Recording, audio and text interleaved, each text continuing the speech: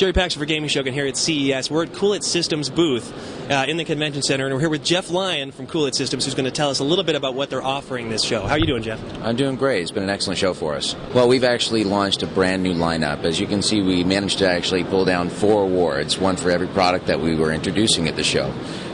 What we wanted to do is primarily address different feedback that we got after launching our landmark product last year, the Domino ALC.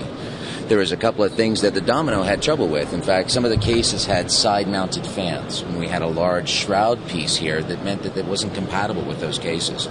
So we retooled everything around the fact that we wanted to make sure compatibility was taken care of for anybody's case.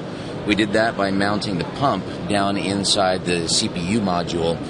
The other thing that we had was some people didn't necessarily want to have the LCD. They didn't necessarily want to have fan regulation built into the system. So what we did is actually spec'd out a 4-pin fan that goes right down onto the motherboard and the CPU header. So the motherboard can actually take care of, based on the CPU temperature that it has, it'll ramp it up or ramp it down, maxing the fan out only at about 1700 RPM.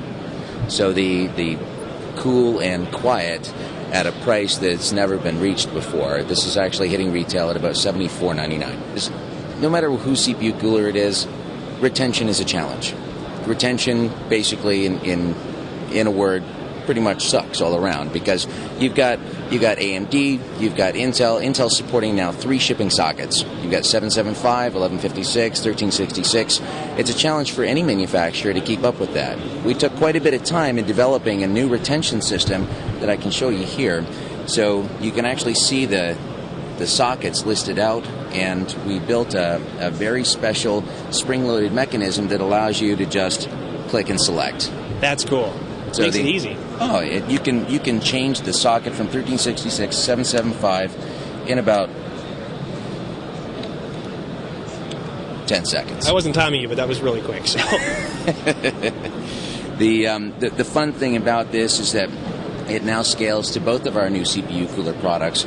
We actually have a higher-end version of the new CPU platform that I can show you over here, the Vantage ALC. So we talked about stripping out the fan regulation, the alarms, and the LCD on the Eco compared to the Domino.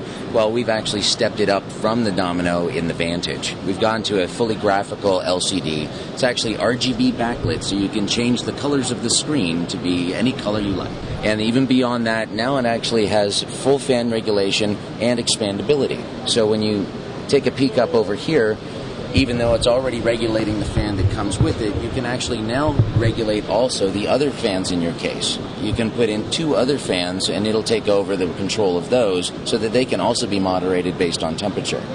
That's really cool. So you've just taken all that control and put it into this one unit, so it just makes it easier. That's right. Now, the subtle trick with this product is that most people don't realize there's no wire going from the head module over to the fan control. What we've done is actually embedded wireless communication. That's cool. So inside here we actually have a 2.4 gigahertz communication module. It's based on 802.15. And the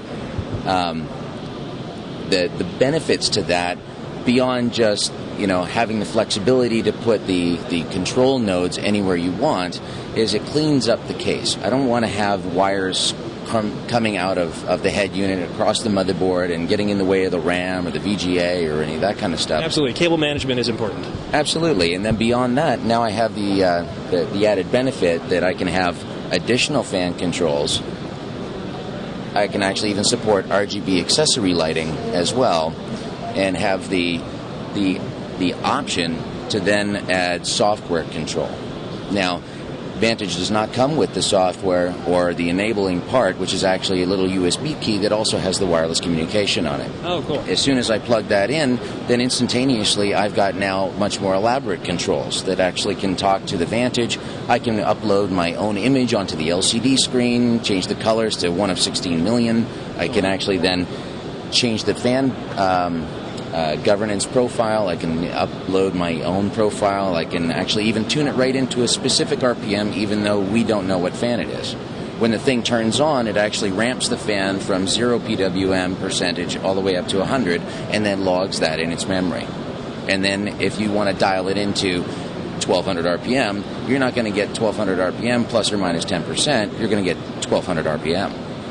That's amazing. What used to be a very complex process to water cool your system has just been made a lot easier, it looks like, by these products. The last one you said retailed for $79. What does this one retail? This one's actually going to be retailing for about $125.